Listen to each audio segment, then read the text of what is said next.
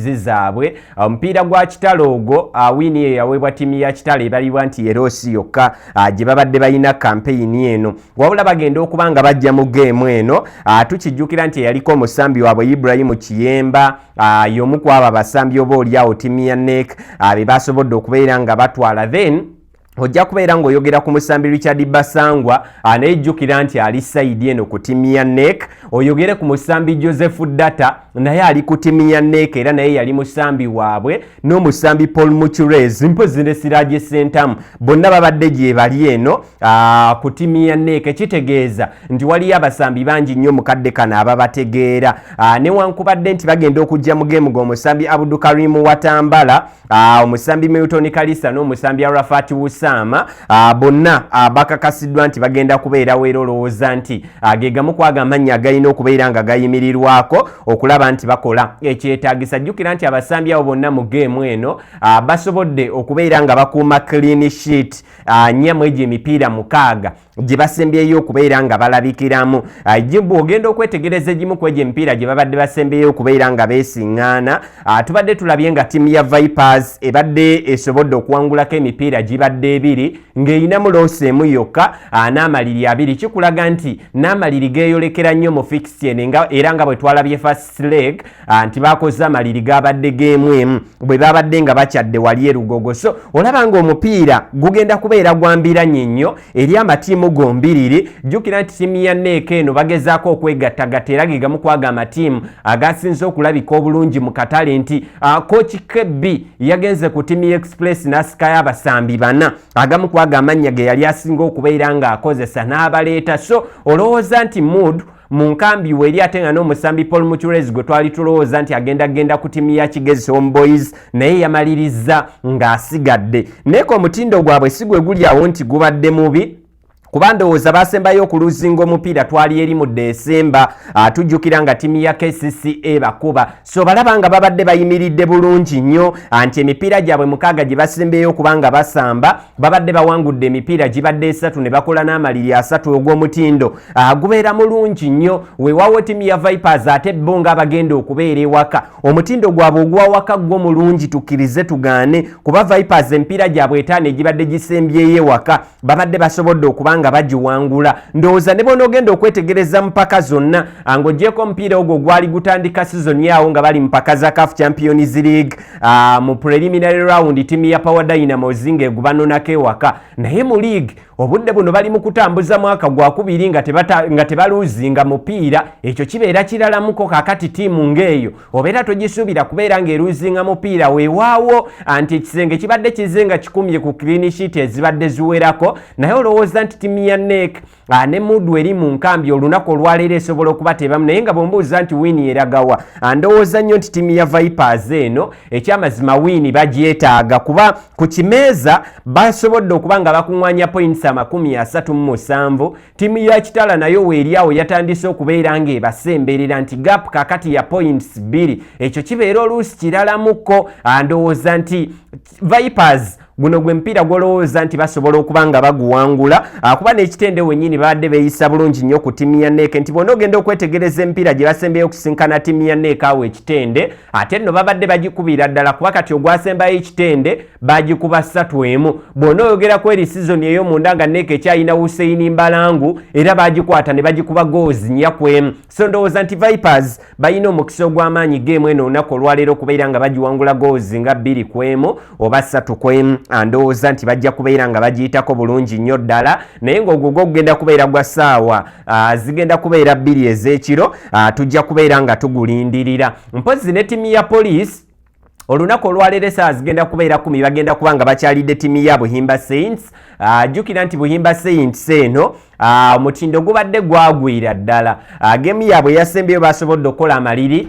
ku ttiimu ya UPDF, twagalabye gabadde ga 0-0, naye ate era ne Poliisi omutindo gwayo ogw'oku bugenyi si mulungi nnyo. Weewaawo Poliisi omupiira gwabwe ogwasembeyo baguwangudde goals 2-1 ku ttiimu ya Lugazi babadde bali waka, omutindo gwabwe ogusinga gwonna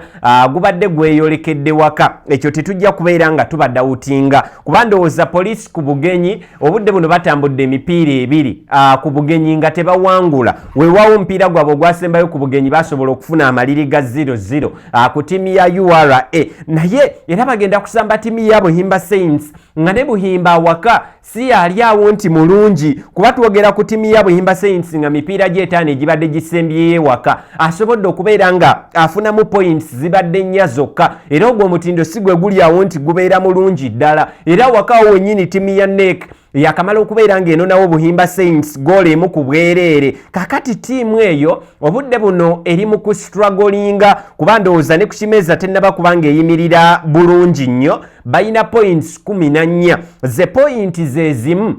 ttiimu ya URA eggalawo relegation zone zeina kitegeeza nti balina ekintu ekyokulwanirira nti bakava wansi eri mu big league wabula bandyetaaze okubanga tebagenda kuddayo kati olowooza nti genda kuteeka omupiira guno ku mbiranye kuba ndowooza bw'obeera ng'oli wakutaakiriza season olina kubeera nga weesiba nnyo ku mipiira gino gy'obeera ogenda okuba ng'osambira ewaka gy'olina okusinga okubeera ng'oyolesaamu omutindo ogw'amaanyi ddala so poliisi osobola okumuwaamuko ku nkizo wabula ndowooza nti ttiimu ya Buhimba Saints eno ejja kubeera ng'ekola kyonna ekyetaagisa okuba nga baziyiza defeat nga bali ewaka wano weewaawo babadde babakubye emipiira ewaka wano naye obadde olaba nti amatiimu agabadde gagijjeewo wiini ezo tezibadde nnyangu zibadde goal emu ku bwereere goals 2-1 nga kizibu okubeera ng'omukuba goals ennyingi ewaka kale nno nze ndowooza nti poliisi bw'abeera nga teyeeteeseteese bulungi ttiimu ya Buhimba Saints eno ekyasobola okubeera ng'emuggyako amaliri agogo ge mazima amatuufu naye ndowooza nti egenda kubeera rivalry y'amaanyi nnyo naye tujja kubeera nga tugirindirira tulabe nga bwegenda okubeera ng'etambula mu mbeera eyo nga bweri naye poliisi ndowooza bo ebiruubirirwa byabwe bye balinga bye bagoba byo mukadde kano tubitegeera kuba poliisi batudde mu kifo kyakuna bakimanyi nti points 31 ze bayina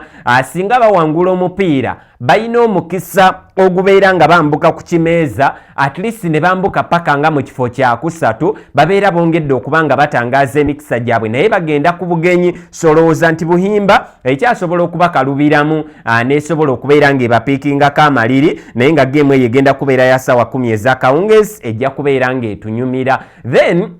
ttiimu ya Entebbe UPPC nabo bakomyewo ewaka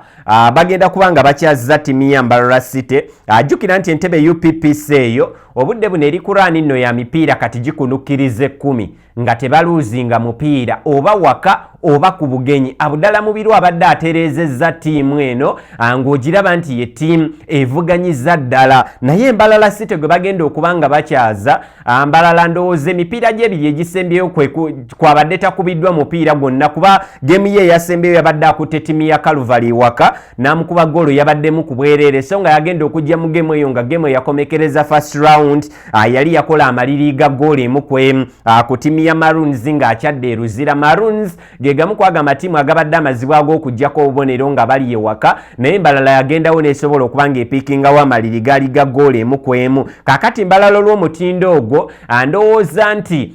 tebannaba kubanga bakkiriza era bakkiriza nti relegation zone bayinza okuba nga tebagibeeramu nnyo era ndowooza amaliri ago bagenda okuba nga bagafuna ge maliri ye pointi yokka gye bayina mipiira gyabwe 3 ku bugenyi gye basembeyo okubeera nga basamba kuba ku bugenyi babadde babakubira ddala bagenda ne bakyalira ttiimu ya Virawo ne bakuba omupiira ekadiba goals 6-1 ne bakyalira ttiimu ya Vipers ekitende ne bakuba goals 2 ku bwereere so mutindo gwabwe ogw'oku bugenyi si mulungi naye ate